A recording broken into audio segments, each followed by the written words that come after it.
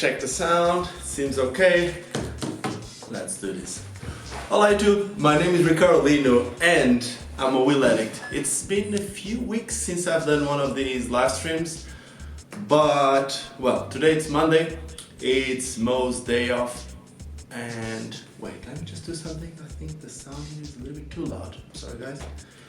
Let me know how it sounds like.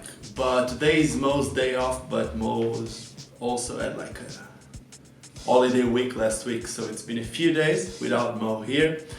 But today I'm going to make a Q&A, which is basically you make the questions and I'll try to answer to as many questions as I can. So first, I'm going to be the first one making a question, and that is, does it sound okay? I have no idea how this is sounding like. I try to use the headphones, but it's always a mission to try to make these work, so I hope it's good. Let me start with the first questions. The first one comes from Danielius Saibacas. Someone is saying that sounds brilliant. Thank you guys, thank you. Tom Cond. Damn it, I'm so bad with names, and thank you Adam. So Danielius is saying, how do I know which one is my dominant foot? While I snowboard, I think that's what it is because he has like a little emoji thing. While I snowboard, it's left, but when rollerblading, it seems to be right. What's wrong with me? I don't think anything is wrong with you, but it depends what you call on dominant foot, because obviously on anything else in life, having a dominant foot means having one foot in front and the other one is the back. Like on a skateboard, most of the people have, I think the regular one is having the left foot in front, right foot in the back. If it's the opposite way, it's called a goofy. But on inline skates, it's kind of weird because for some people their dominant foot, it's the grinding foot, like the Makio foot or the sole foot, whatever you want to call it. And then if you do a sole, you always do with this one as a sole foot, but if you do a mizu, you keep doing it with this one. As an example, with me, it used to be like that, but after having a few injuries in my right foot, I learned how to do some sole tricks with the left foot. So in the end, I ended up having, like, just like any other sport, what I do have as a dominant foot is having my left foot in front. So if I sole, I have the right foot on the rail or on the ledge, and the left foot goes in front. But if I'm gonna do a mizu as an example, then I have the left foot grinding and the right foot. Just like I said, for me, having a dominant foot is having the foot in front and not the foot grinding. But a super basic thing, a super basic exercise that people do to find out what's their dominant foot, usually it's just standing there with both feet, and then but obviously you can't expect. When someone just push you from behind, the foot that you put first in front, it's supposedly your dominant foot. But if you're expecting that to happen, it's always going to be weird. So I don't know, I think the best way is really finding out. And I don't think there's anything wrong if you have a dominant foot on a snowboard and man, just like I just said, I'll do some grinds with the right foot in sole position and then the other ones with the right. I guess we're all different, right? So let me just see what else we got here. Lino, what's the difference between the Seba Deluxe frame and the Flying Eagle Supersonic frame? I've got the Seba FR1 Deluxe. Cheers from Argentina. First of all, cheers to, sorry man, I don't really know how to say your name. I think it's Tom Nikon. Okay, Tom Nikon from Argentina. Cheers to you and thanks for the question. Now, the answer is I really don't know. I know that a lot of people like the Seba Deluxe frame. I don't know about the Flying Eagle Supersonic, but from what I know, both of Seba and Flying Eagle frames are super solid frames, and they both have the axle that screw into the frame, not the two axles, you know, like the one with the other bolt on the other side. I think from what I know, both of these frames are super solid. If I can advise you on something, maybe just check if one of them is rockered and the other one isn't, and check for the distance, because it seems like you want like a frame more for like slalom, because that's known for being a slalom frame more. even an urban skating frame.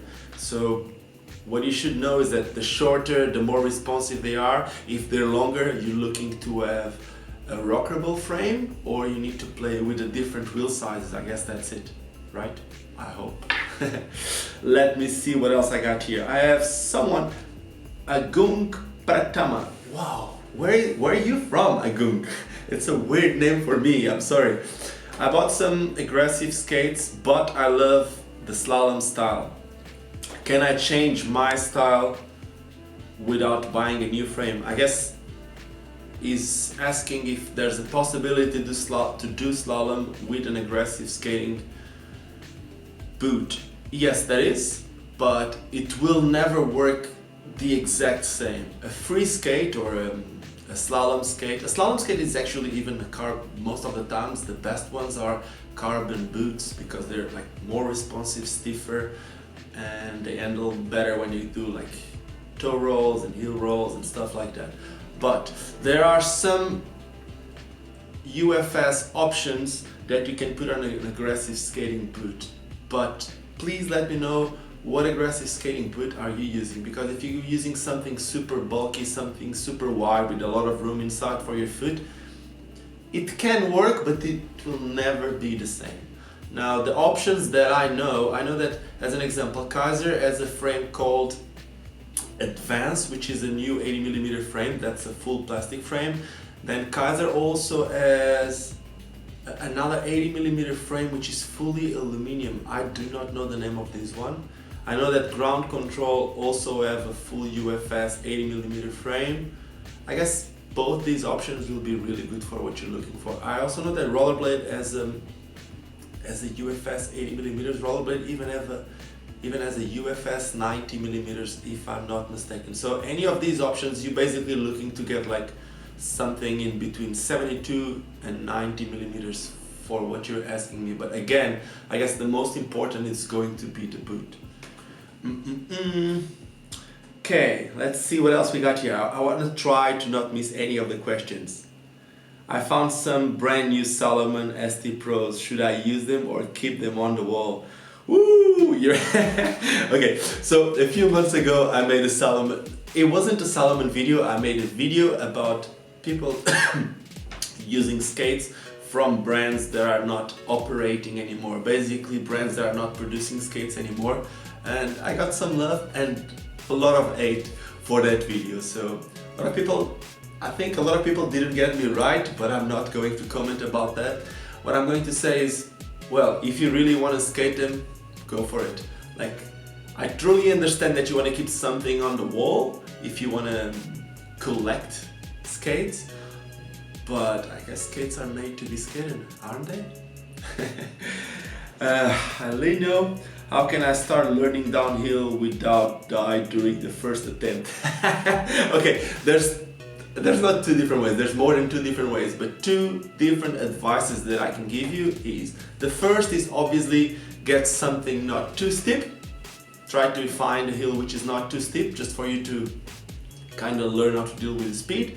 Now, if the only options that you have, which I really doubt about it, if the only options are a really steep hill, or if that's your goal to do like a really steep hill, well, start by doing parts of it instead of doing the whole thing from the top.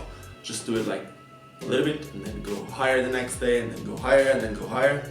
And that's, even for me, there's like some hills in Cape Town. I've been skating for quite a while. Downhill is kind of like, it's not the new adventure, but it's something that I got back into it after a long time not doing it. And there's some hills in Cape Town. There's one called the Glen that I really want to do it fully with slides. But I tried it, I still didn't do it proper. But I keep saying the same. The best way for me to learn how to do this will be like not fully from the top, just do like, I would say like 60% of the hill, try to do it the exact way that I want, with a slide here, slide there, and then the next day or even the next time the next attempt, I'll go 80% of the hill until I do the full thing. Progressions, it's the best way to actually get to our goal in everything. It doesn't matter if it's downhill, aggressive skating. You wouldn't do a double backflip without knowing how to do a backflip, right? So I guess that's the answer. Okay, what else? Let me see. I'll try to answer again as many as I can. When I do a T-stop, is the left in front and the right one stopping. If I'm in a slide, it's the right, then I'm doing slide in the front. So the Nielius, it's the same guy that made the question about not knowing which one is his side, if it's not normal. Well, let me tell you something. When it comes to slides, it's really, really weird. I would say we shouldn't have one side that it's easier for us to turn. We shouldn't, because if you're walking on your shoes, it doesn't really matter if you turn left or right. It should be normal for you to turn both ways, right? If we're skating, why do we have a side? We shouldn't, but I think most of us have, including myself. For me, after speed skating for so long, turning left, it's a lot easier. Now, there's a grind called Royale, which is just like a slide, but on the rail or on the ledge, that I do with my right foot doing a Royale, which means that this boot goes like it's the main foot on the sliding position, right? But if I do a wheel slide, just like a stop slide, a hockey slide, or a trick slide on the wheels on a free skate, I'll do it the other way around. So I don't think the slide is the best one, the best example to answer your question. I would say that you might have one foot that it's easier for you to go in front, but at the same time, when it comes to turning, I do believe that a lot of us have one side that it's easier to turn than the other. Does that make sense? I hope it does. Okay, let me keep going. Okay. Thank you for the awesome videos. Thank you so much, Satori. Best frame for riding flat for aggressive. And then someone say Caltics all day. I wouldn't say there's the best frame. There's a lot of different options out there. It obviously depends on the size of wheels that you want to use. It also depends if you're willing to go with two different wheel sizes. Again, it depends on the boot that you have. If you don't want to buy just a frame, but of course you want a frame, but I would say the best option is the A. That's it. You buy a full, it's like if you already have a liner, you buy the shell boot and the frame, the whole one piece, it's almost the same price as it would be for a sole plate and the frame, and you have like one of the best flat options out there. Lots of space in the middle for grinding, it just works. But if you're looking for a frame, someone said the Caltics. I did enjoy the Caltics while I tried them. I think the biggest you can go, it's 60 millimeters. And I did felt that the groove is really deep. I know that a lot of people love that, but since I started skating with the frames that I skate a lot now, the Wish frames, I actually like them a lot. But the Wish frames are kind of high in the middle, kind of tall compared to some of the flat frames. Like comparing AN, like the grind block of the AN, the height of the grind block of the USD AN to the height of the Wish frames. The Wish are a little bit higher, a little bit taller, which means that you need to bend your foot more. So there will always be pros and cons on each option that you get, but there's, I don't know, man. A lot of people also like the Adapt frames, like the Symmetrics. It's not Adapt, it's Symmetrics. Some people like Creator Regionals. There's a few different options. It's super debatable. I can't really tell you this is better. Again, it depends on the wheel size and depends on what you're willing to do. Keep going. So Tanai Sony just said, how to avoid crashing into people if they come in front of you. Well, let me tell you something. This has nothing to do with skating. And since I moved to Cape Town, I don't really surf. When I used to live in Portugal, I used to bodyboard a lot. I would say there was a time of my life that I would surf every day. Since I moved to South Africa, I'm scared of sharks. I just don't do it.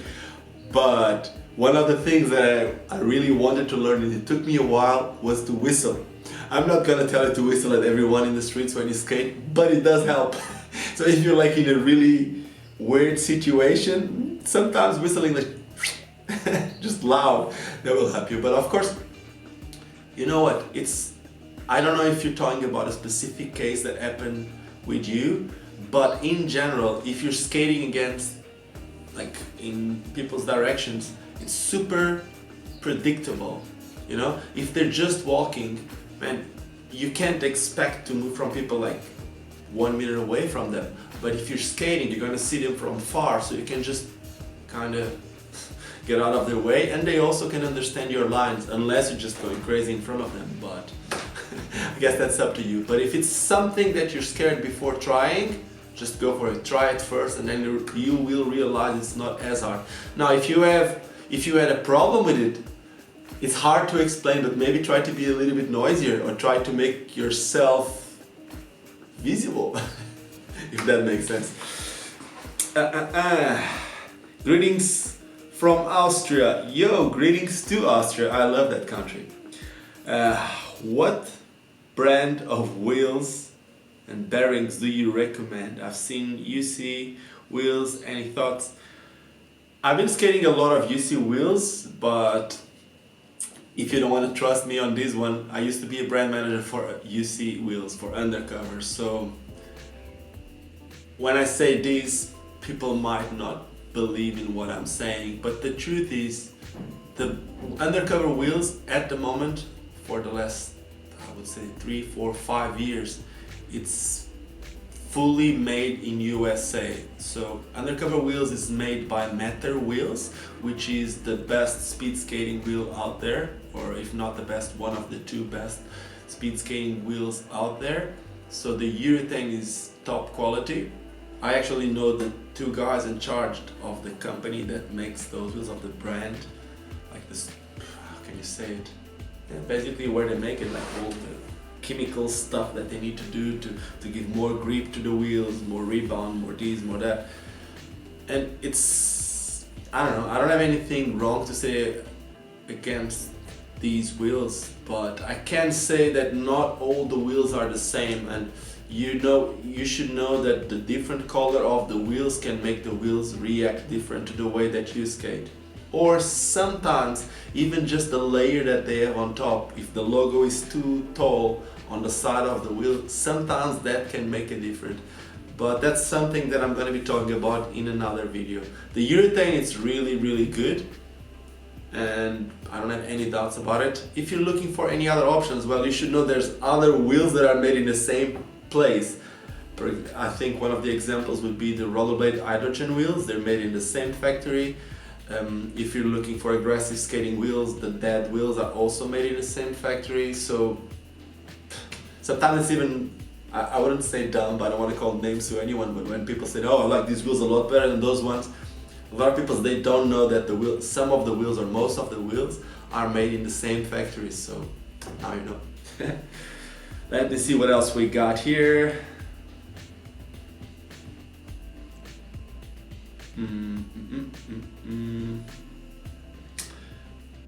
So I'm seriously trying not to. The best burger in Cape Town. Ooh, that's a hard one. There's one. there's one thing. I don't want to say the wrong name, but it has a really funny name. I think it's called the Bitches Tits.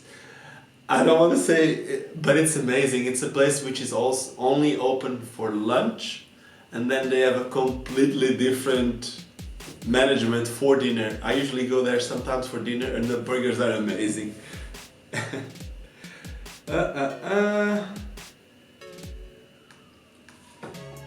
Other questions. Have you ever used the wizard frames? I would like to hear your opinion. I love mine, but it's a weird setup. Really running on 4 110s on a set of CJs, Seba CJs. Yes, I did try them, but something that a lot of people say would give me a completely different experience from what I did is I did try them with the CJs, with the stock liner, and I didn't try the 110s, I tried the 100s. But I think I would easily adapt to the 110s because I've been skating long frames, tall frames. I don't think that would be the problem, but I do believe that the heel box on the CJs, at least for me, with the size that I tried, and I tried a 44, and usually my size is it's a 43, so that could have been the problem too. But I felt that my foot wasn't as locked into place as I was expecting with the Seba CJs. But Something that a lot of people do not know about the Wizards, and after experiencing it, I can say right away, is that what the mushroom blading guys do with those frames, it's amazing. And what a lot of people do with those frames, it's amazing. Don't think that you get the frames and start going everywhere right away, because the natural rocker, it's not that pronounced as a lot of us think before trying the frames. It's actually something minimal, and obviously you need to get used to it, and once you get used to it, then it's amazing. I didn't really skate them for that long, so I can't say that I went through that phase of getting used to it, but I could feel that it wasn't as easy to turn as I first thought. But I do not know one single person that tried those frames and said they were shit, so if that helps.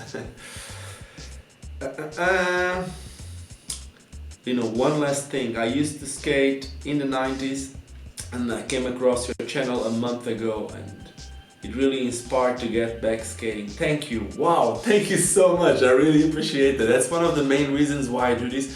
I mean, I'm not just trying to get people back on skates. I really want to have a lot of new people on skates, mainly because people getting back on skates, like I'm 37. There's a lot of people getting back on skates which are on the 30s, 20s, and I really believe that we need a younger generation. So that's one of the main reasons why I'm doing these videos. I do know that most of the people, or I do know that YouTube is mainly used by kids, and I'm trying to make my videos as friendly as possible for kids. That's why I try to not say a lot of words that sometimes I do swear in real life, but in the YouTube live I try to not swear as much, and I try to make my videos as kids friendly as possible. But every time that I hear someone saying that they're getting back on skates, or they're feeling like these videos are making them feel motivated to get back on the skates, all I can say is thank you so much. If you can bring your kids, if you can bring your friends, your nephews, your nieces, your sons, whatever, we need more kids skating. It's the thing that can make this sport grow, and that's all I can tell you guys. So Lino, thank you. I'll try my best. The thing that scares me the most, stop slider, high speed.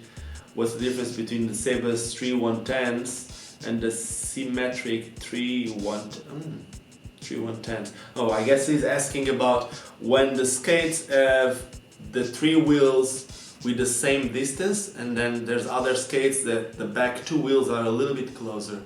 Well, usually when the frames have the back 2 wheels closer, other than the 3 wheels at symmetric distances, it's more like a slalom frame.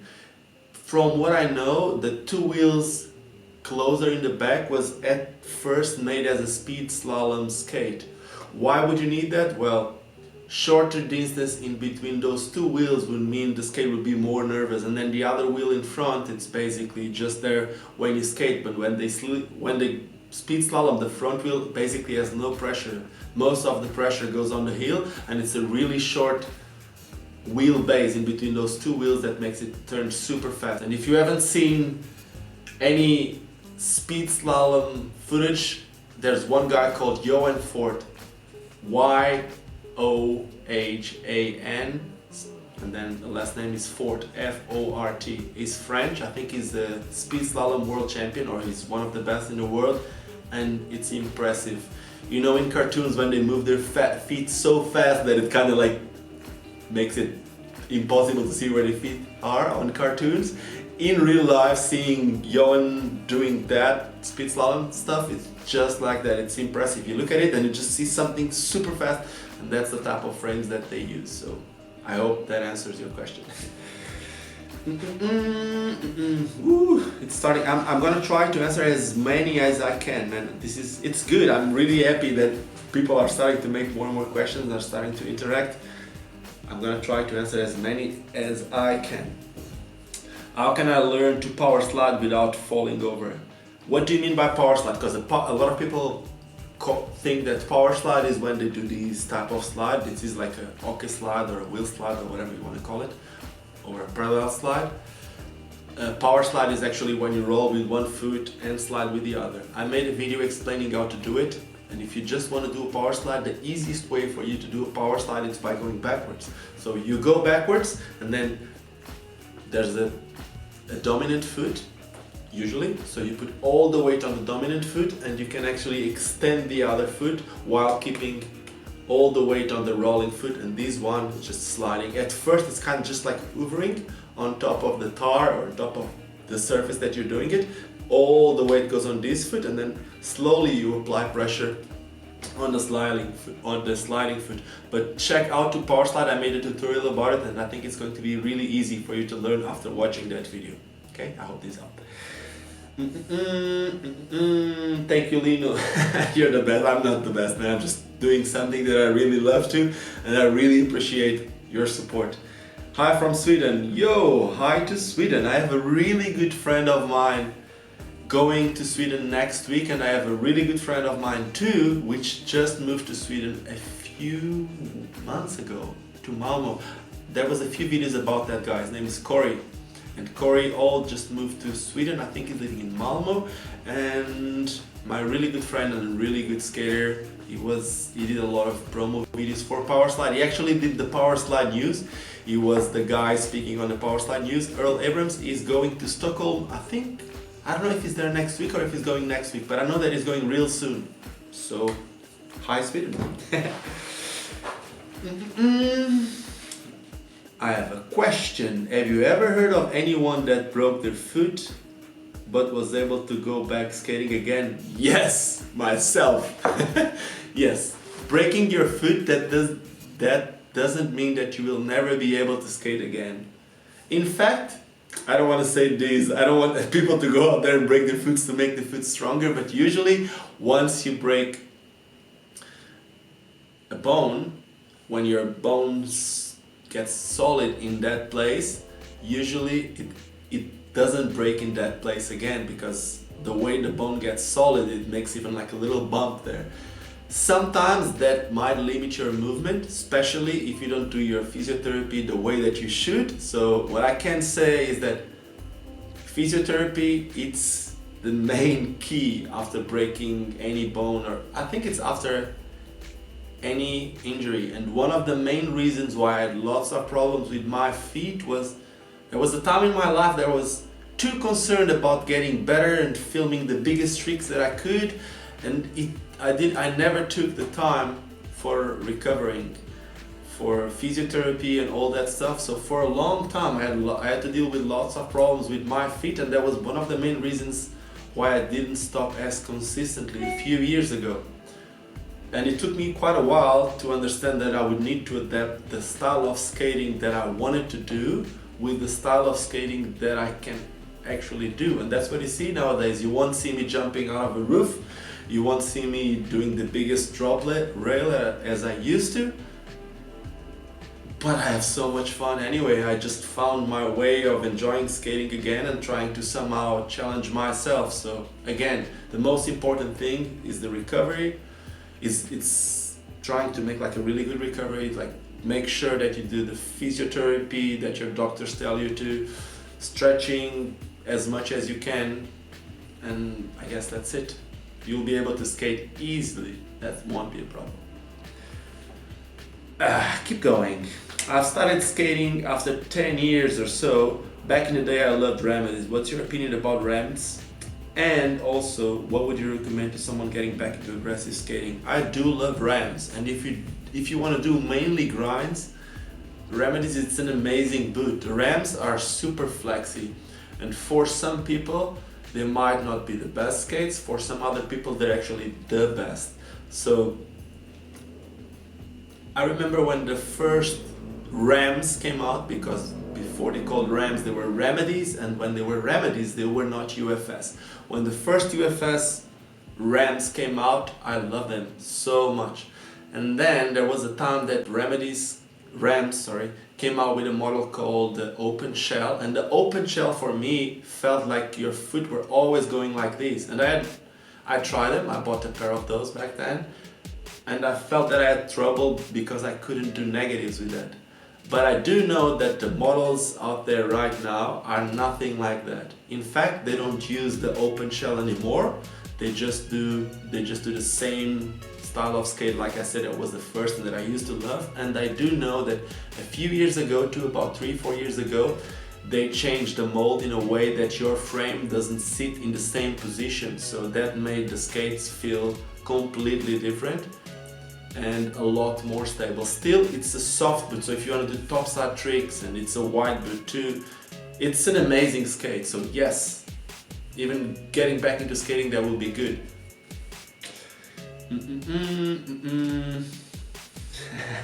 Adam really wants to Google that burger. Go for it. You won't regret it. Adam, when you come back to Cape Town, let me know. I'll take you there. That might be your best option. James Gary, good morning. I also got back into inline skates because of your videos initially, and Tiago as well. I've mentioned both of you in my Instagram and Facebook. A big shout out to Powerslide, also awesome skates. Thanks, James. That's really amazing. I also love what Tiago is doing.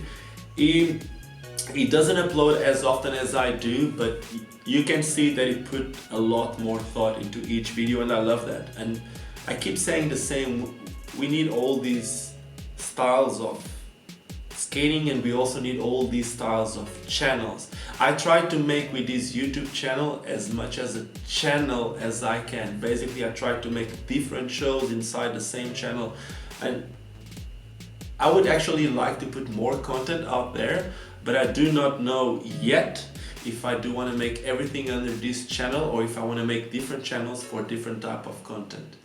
Reason for that is somehow making different styles of videos, sometimes they're not even videos, they're like podcasts, that affects the growth of this channel, because it's hard for YouTube, the whole YouTube thing, for the YouTube algorithm to understand that some videos are super long and they don't have that many views, and then other videos are actually tutorials that are going to be watched for a long period of time. But there's a lot of geekiness when it has to do with YouTube. So what I can say is just thank you so much for the support, and that's it. I'm gonna keep doing it. Now from Poland, Ricardo, what about the Evo sizing compared to the old Imperials? Okay, so let me try to, you're talking about the Evo Pro, the Trinity Pro. I do have the exact same size on my Imperials, on my Evo Trinity Pro as I used to have on the Imperials. But what you should know is that Imperials are actually always dual sized. Why?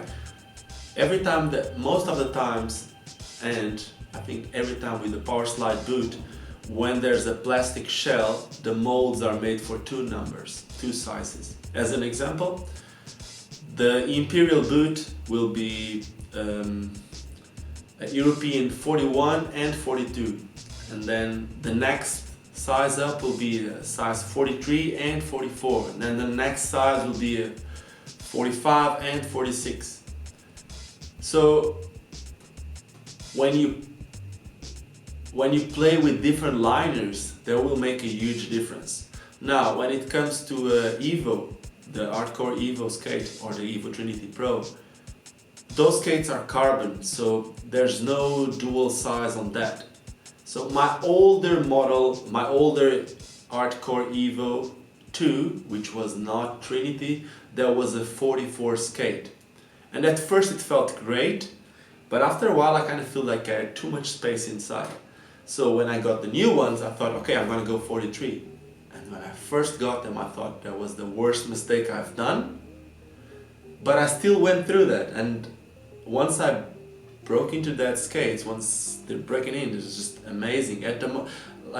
I skated them without heat molding them for 2 months, and last week, before painting the whole thing, I don't know if you saw my last video that I was skating that good, before putting this skate together, I heat mold them. And it's amazing, that's all I can say. So if I can just give my final thoughts about that. What you should know is, first off, I guess the sizing, it's kind of like true to size on both of these skates, but super important is on the Hardcore Evos, they're fully heat moldable. So it's the foams on the inside somehow are going to heat mold. The resins on the carbon are going to heat mold, and that makes a huge difference. Now, when it comes to the Imperials, I know that a lot of people say that they have narrow wide feet, and then the Imperials have a narrow mold, and it's hard. It's hard for people that don't have access to different liners, but if you can try them, if there's any way for you to try them with different liners, it does make a huge difference. Other than that, what you can always do with every skate is play with different insoles, sometimes thicker insoles, sometimes like super slim insoles, using some insoles that the arc of your foot is actually super pronounced. All these little differences can make a huge difference in the comfort of your skates.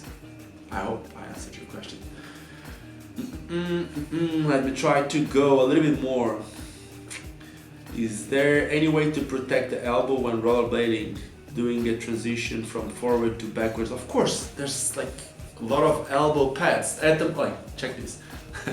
This is a knee pad, which is it's called a knee gasket because it doesn't have the whole elastic thing. It's just like you just dress it just like this, and it has a little bit of silicone on top that will make it not go down. This is for your knee, but the exact same you also have it for your elbow. And this is actually super cool because it's slim. I do know that this exact same brand, they do have other knee gaskets, and then there's also G-Form that has something super slim.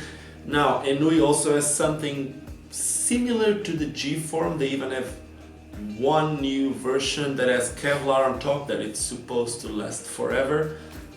So there's plenty of options of elbow pads, elbow guards, elbow gaskets out there. So yes, if you're scared of it, and it does happen quite a few times, so it did happen a lot with me when riding bikes, not skating that much, but riding bikes I fell a lot on my elbows. So yes, you can protect your elbows. Greetings from Manchester. Thank you so much, Gabriel. I'd like to hear your pros and cons on tri-skate stand from 100 to 125 millimeters versus 100 millimeters, 4 times 100 millimeters, looking to get into big wheel blading. So I keep saying the same. I actually made a video called Why Tri Skates, and I actually want to make a video called Why 4 Wheels. I do love skating with 3-wheel skates, mainly because on 3-wheel skates usually the wheels are bigger, which allow me to roll through everything super smooth. The wheelbase is usually shorter, so it's super easy to turn, and obviously you can go even from 90s, 390s to some people are even using 384s for slalom, but you can go from 384s to 125s. It's up to your taste. The bigger the wheels, the smoother they're gonna roll through every little crack that you find on the road or whatever. And the smaller the wheels, the faster you're going to accelerate. I tried to make a video comparing these, going down the same hill. It didn't really work this way, but in theory, that's the way it is. Now, usually also a 3-wheel frame, because you have bigger wheels, it's also taller, and because it's a lot easier to turn, if you're going to be skating super fast, it's also less stable. So that's one of the reasons why a lot of people don't like the 3-wheel frames for downhill skating, right? Also because it has 3 wheels instead of 4, there's less grip when you turn. Even if the wheels have a bigger footprint, which means there's bigger surface of the wheel touching because it's a bigger wheel, when you turn there's one less point touching the ground, one less grip point, if you can say it. That's why downhill skaters like to use 5 wheels, right? Also 5 wheels, it's lower, which means more stable. If you're looking for something to start, I would say either 3 100s, 480s, 490s, something like that would be good. you also don't want a frame super long at first. So if you have a long frame, if you're just starting, it's super easy that you knock your foot when you're trying to just cross over. So there's pros and cons on both, I would say. You need to find something depending on what's your level of skill and what are your goals with skating. If it's just transportation, I actually like the 3 wheels better, like 3 110s are perfect. Something really important too is the length of your foot. If you have like a really short foot, don't go 3 125s, that's for sure. But if you have like a really long foot, also don't go 390s. If you're willing to cruise, of course, if you want to do slalom, then it's a tricky one. Again, it depends on what you want to do. It really depends on what you want to do with your skates. If you want 3 wheels, 4 wheels, 5 wheels, whatever. I hope that also answered your question. Okay, someone. So I'm saying you wanted to protect his shoulders and not his elbows. I seriously do not know if there's any. I guess the best protection that you can have for your shoulders, it's actually being fit. There's a lot of exercises that you can do that will help your shoulders to stay in the right position. I do know that some people, after problems with their shoulders, they need to use a shoulder brace, which is like a huge mission to put on. I guess like a hard protection other than those American football protections, I don't know of anything. If anyone knows anything about different ways to protect shoulders, please let me know in the comments. I would like to know too. Timothy, I found a barely used pair of Salomon Palette 984mm with micro bearings for $40. I don't know what the Pilot 9 Pro is. That a frame? The Pilot 9 Pro 84mm? Please let me know. I don't know what it is. Ultra skates. I'm back after 20 years. I've played ice and inline hockey, and I'm now learning to aggressive with my son. That's awesome. What skates do you have? What are you doing with your son? Like, where do you live? I would like to know. I'm curious about this. Dan Mitchell, I haven't skated for 14 years, but only watch your video. But only watch your videos for you. I have no idea what you're talking about. Dan, come on. You know, like, when was the last time you skated? 14 years ago. It's time to put those skates back on. Just, man, enjoy the thing. It's like you love it. You're gonna love it. That's all I can tell you. Lino, nice work. Big respect and greetings from Vienna. How do you get rid of the fear when doing stalls and grinds on a coping on an half pipe? Is it a half pipe or a mini ramp or a quarter pipe or whatever? I guess what you should know is when you ride a ramp that has a coping on top, like a quarter pipe or something, commitment, it's really, really important. Just like everything when it has to do with skating. But a lot of times people get hurt doing stalls and grinds because they are scared. Let me try to explain. This is a quarter pipe. The worst thing that can happen while you're grinding is falling against the coping. And that usually happens because you are scared to commit and lean into the ramp. If you stay too much on top, if you miss something, then you fall here. But if you lean into the ramp, every time that you fall, it's going to be like a slide, right? Unless you just commit too much and then you fall in the ground. But that's really hard, especially grinding. If you're going to be doing your hair, that can sometimes happen on a vert ramp. But if it's mainly for stalls and grinds, it's about commitment. All you need to know is, even if your feet get stuck on top, if your head is leaning inside the transition, if you fall, it's not going to be as painful most of the times as falling against the coping. Those are the worst.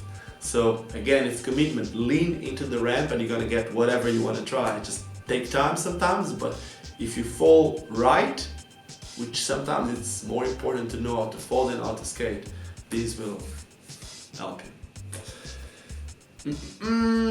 Let's see. Thanks so much for answering the question. Love your channel. Thank you, Chris, for making the question.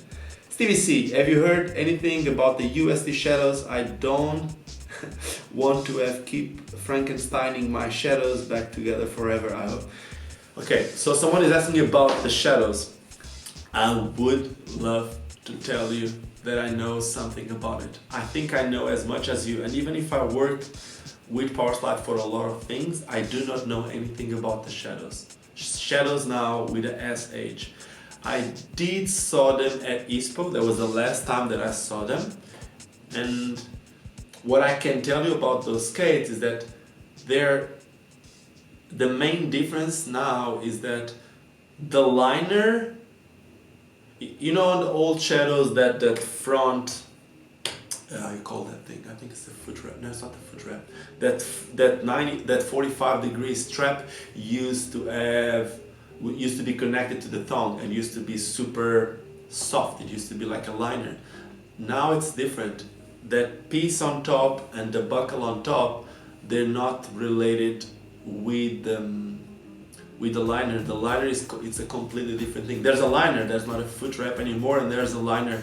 And according to a lot of people that I know that skated them, they feel a lot more stable. But also for other people that are really loyal Shadow fans, they say that then it's not the same anymore because there's not a foot wrap, then you can't walk with the shoe.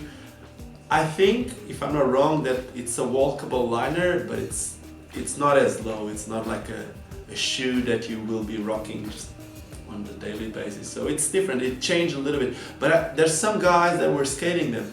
There's this guy that just made a video for USD now, Stefan. I think it's Stefan. I don't want to. There's one of the latest USD videos.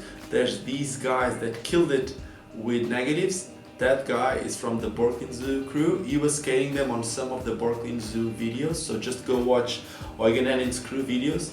One of his friends is skating them, and also Chris was skating, what's his name? Chris in America. I wanted to say his last name, I don't remember. There was a few different people skating them, and from what I know, people has been enjoying them, so I don't know when they're coming out. I would love to tell you. I've got some USD Clunt, cut the sole plate using your video, 72 millimeters, and also got some 80 Twister 80s with Tempish Rapid 3. My son got some. Okay, so that's Ultra Blade. So he got back into skating and he got the USD Clans, the USD 7s, which are one of the skates that I use a lot of the times. And you also have the Twister, which are kind of like the Powerslide Imperials. The Rapid 3, are they short or they're like super long 125s? I don't know the Rapid 3 from Tempish. I know that Tempish from, if I'm not mistaken, it's the Slovakian company or a Czech company.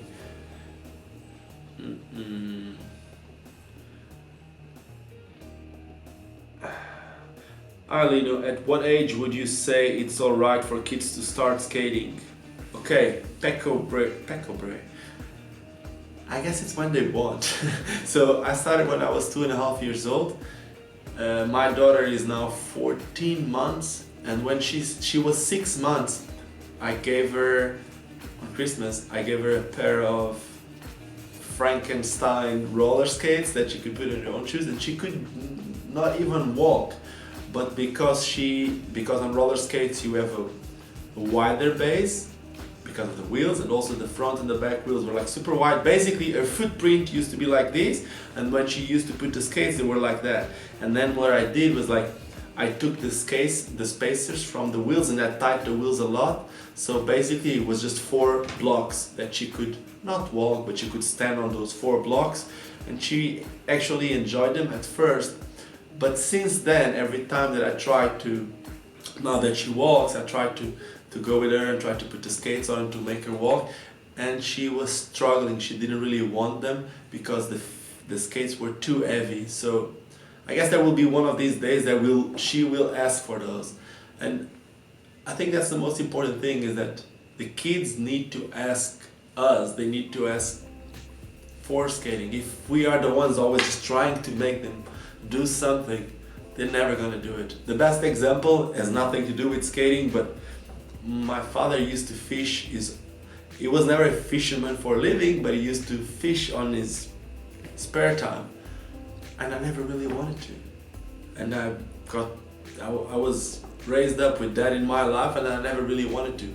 Maybe if he never asked me to do it, maybe I would want to do it. Sometimes it's like that, so I'm just trying. With my daughter, I try not to make any pressure. She knows that she has some skates, I do it, her mom does it. There will be this one day that she does it. But important, the weight of the skates. Sometimes you want to go for something super good, whatever.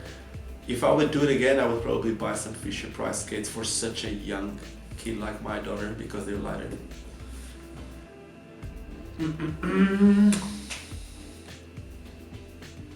Okay, that's great, Benny. It just hurts more when you fall nowadays. Okay, I'm doing almost the same with my daughter. I'm back after 19 years. That's amazing. I love that. I just can't imagine like being without skating for 19 years. But I can totally relate with someone just seeing it and feeling like I need to do it. So that's amazing. Now, Joseph Mastena just joined and he said, hi, with Trinity, how much can you adjust the frame side to side? You can adjust the back mainly, the front you can't really adjust that much. You can in fact make, on some skates you can actually adjust forward and back, and I would say it's mainly the back of the skate. The front it's minimal, the adjustment that you can do. With the Trinity it's really minimal, the front adjustments, but by adjusting the back of the frame, that can make a huge difference, because the back it's where most of your weight is, and changing a little bit the back of the frame, imagine this is the boot, this is the frame, changing a little bit will completely change the direction of the frame. So I guess that answers your question. Last question from me, maybe. When are you gonna finish the Salomon part 2 video?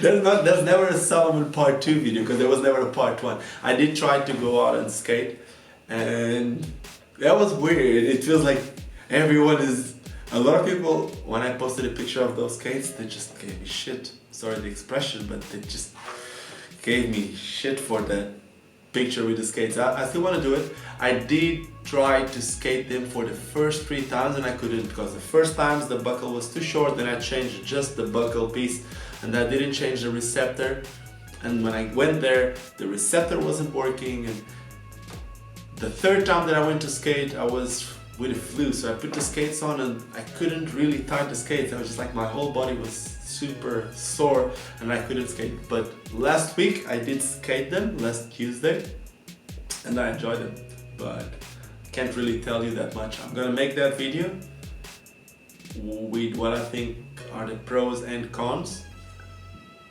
and that's it. I'm working on it. We're almost done here. What's your favorite aggressive skate brand? Well,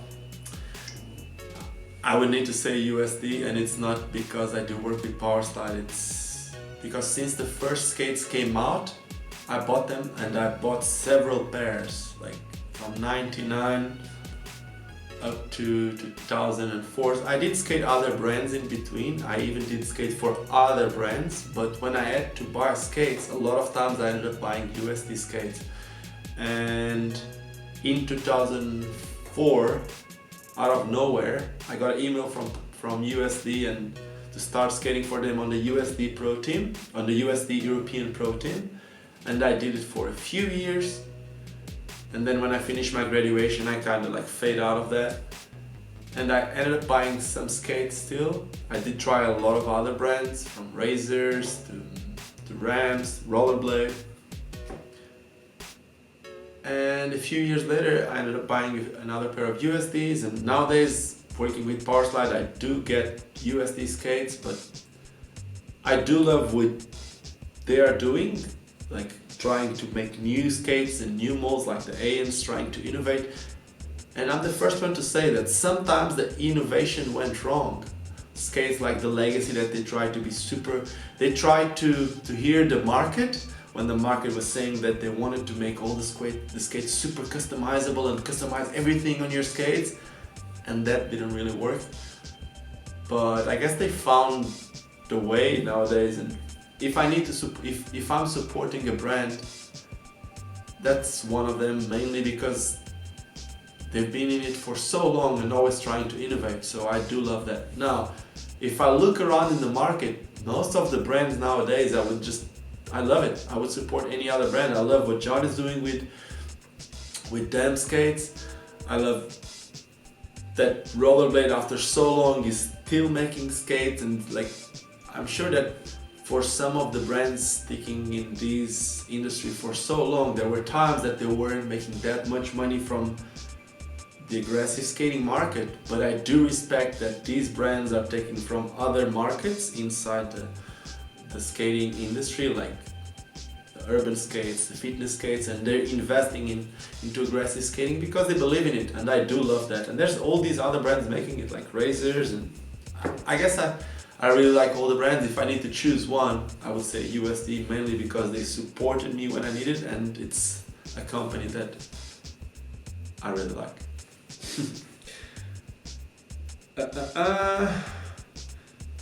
If you please share a link, can you please share a link of the next Trinity 100 frames? Size 45. Share a link for the next Trinity frames, possibly in size 45. From what I know, the next Trinity skates, I can share a link with you. I do know that bladeville.com sell them. There's most of the shops now in Europe, at least from what I know, they're all selling them. I do know that there was a problem with the bigger sizes, which is sorted right now. So I can once this video is done, which should be soon, then I will just post a link for that. Good chat, Lino. I say hi and bye because of work, and have a nice day, everyone. Thanks, Ricky. Rick's Play. Okay, Adam, Lino, what's currently your favorite skate for urban skating and why? I would say my favorite skate of all times, my favorite urban skate, it's the Hardcore Evo. It's not Hardcore Evo, it's the Evo Trinity Pro. I'm still trying to find what frame I like the most. I usually like to skate with 125s a lot, but since my last time in Europe that I was skating with Sam Croft, Sam was telling me how much he likes to skate 3100s because the 3100s are actually super fast to start skating and super easy to turn. It does make sense. I got a set of 3100s. It does make a lot of sense, and for urban skating you want to be fast.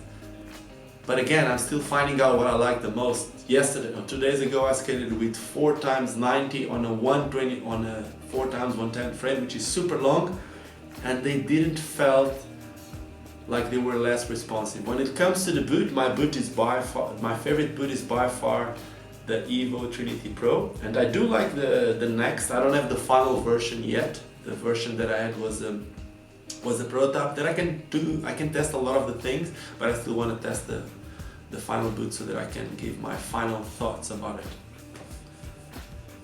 Would be great to see if feature length on the SA blading scene. We don't know much about it in Europe. How likely do you think that's maybe a new project for you?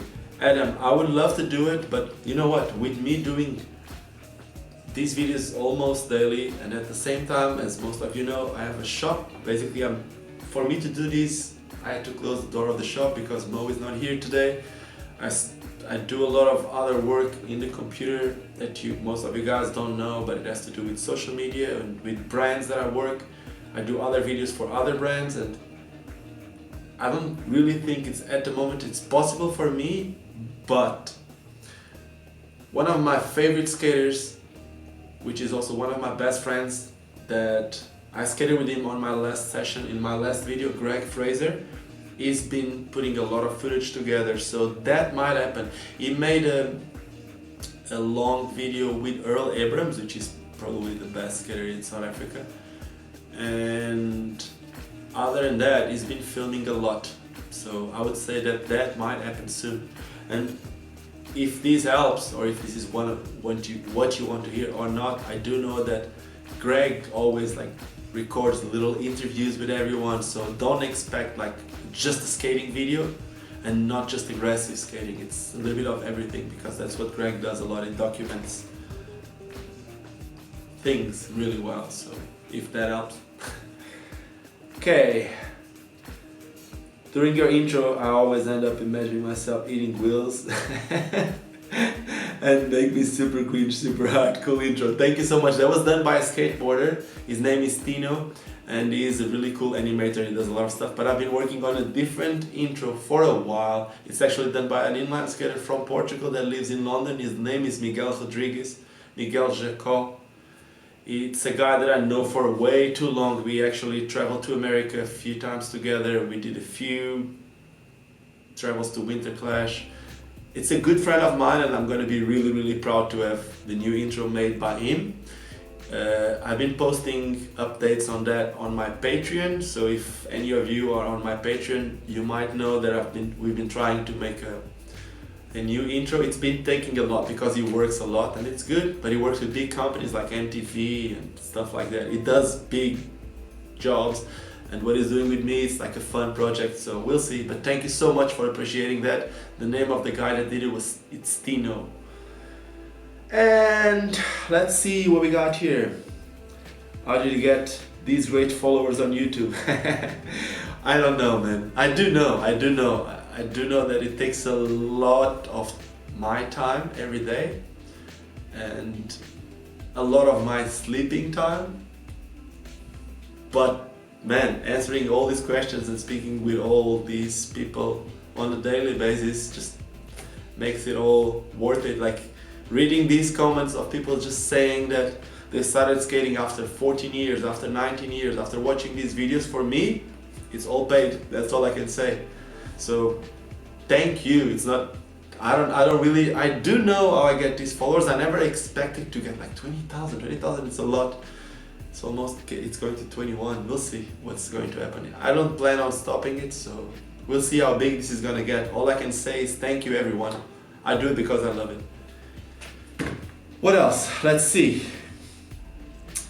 Okay, one last one from me. I guess this is going to be really the last one, and I hope you guys understand. What are your thoughts on skating and numbers industry? Feels like there's a wave of innovation with products, and a lot of people see it's getting back into. Okay, this is me being as honest as I can. When I look at it, I obviously see numbers growing, but the reason why I see it is because I'm really deep into it, and I don't want to say anything wrong, but because I love it so much, sometimes it's hard not to see the negative side of it. And I'm not saying that there is, but probably because I'm not seeing it. I do know that sometimes numbers go up and down depending on the products. There are some products that we expect to sell a lot and then we don't sell them as much. Now, I can tell you, with my shop as an example, I sell a lot of aggressive skates, easy. And I know that a lot of places, they don't sell aggressive skates as easy. But when I look at this industry as a whole, I've heard a lot of time that it's coming back, it's coming back, it's coming back.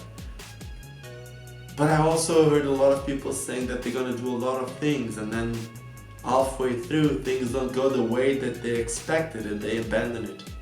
I don't mean that they stop skating, but if you start a project, you try to keep it as much and as long as you can. And that, it's me sometimes. I can give you an example. I started these Instagram TV news that I was trying to do it every week, every Wednesday, and halfway through I stopped doing them. For me, there's a reason, because I didn't really saw that much potential on it, and that's why I stopped it. And if I'm putting my time in, and if I don't have that much time, I rather putting into here that I already have an audience, and I do love my audience here.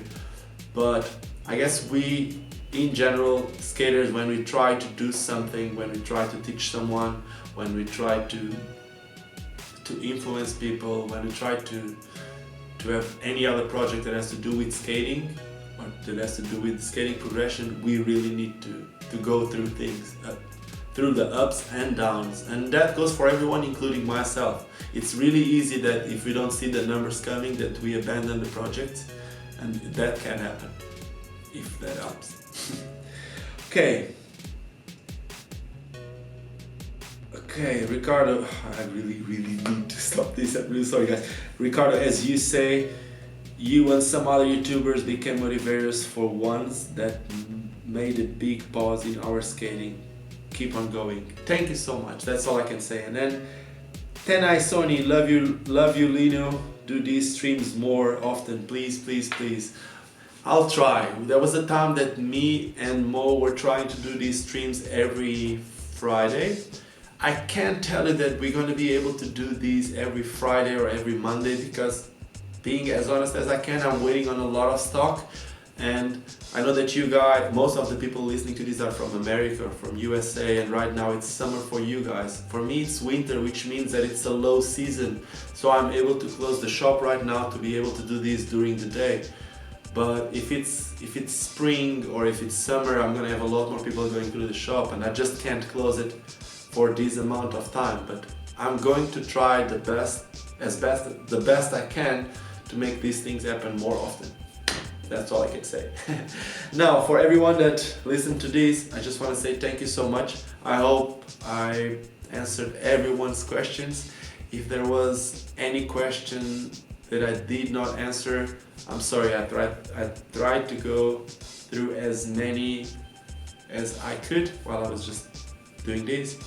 And for everyone that stayed till the end, well, here's a little extra. You do know that there's a 10% discount for every product, every skate product that you need. When you use the word Lino, you use the promo code Lino when you go to bladeville.com or edenskate.com. You can Google one of these skate shops. I'm also gonna drop a comment right now with this.